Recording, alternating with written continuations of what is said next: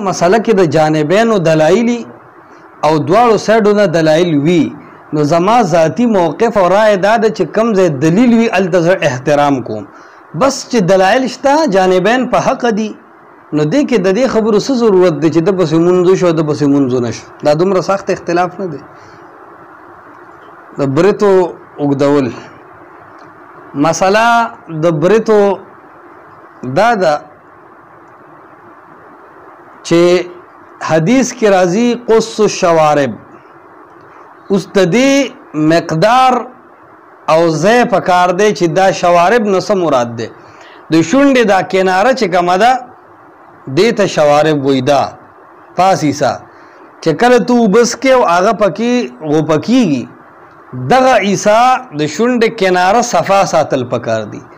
خو د قص الشوارب دا مفهوم چې بالکل برت داسې اوخرایا چې د شونډې نه موټروی جوړه کا یا تی د کیلوی پوستکي جوړ کړه تک سپینې راوباسه لکه روانډیان ملګري چې څنګه برت ویښ کې صفا خوري داسې نه ده پکار دا د حدیث معنا نه ده امام مالک رحم الله علیه نه یو روایت دام د چې را بالکل ویښ کې والی بدعت دی طالبانو مولانو لا او مسلمانانو لا چې د چا ګیره وي ښکلې غټ غټ بریتونه پرېښودل پکار دي پاتې شي دا حصې د بریتو کومه چې د شونډې د ختمېدو نه پس ده او ګیرې سره تړلې ده دا خو کو هر څومره اوږده کړي شي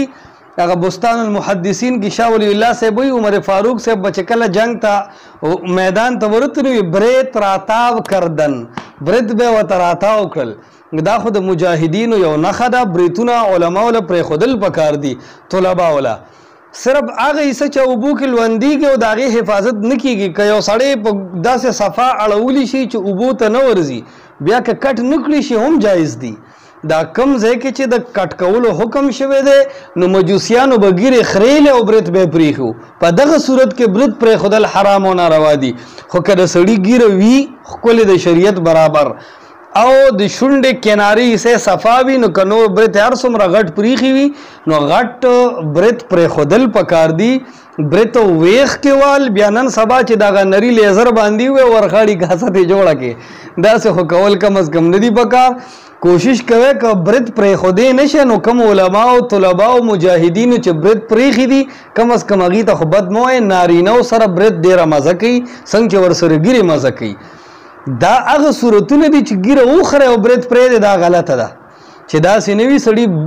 ګیره پرېښي وي د برتو ځان له یو روب دی نارینهو سره برت ډېره مزه کوي فلهذا دې ته د مجوسو نسبتونه کول دا ټیک ځکه نه دي چې د مجوسو والا برتو نه هغه برت مراد دي چې هغې به ګیرې خریله او غټ غټ برت به پرېښو او به اوبو کې ښکته کېدل چې کله صفایي کېږي او دغه خبرې نه نو د برتو د اوږدولو باره کې شریعت څه منع نه ده کړې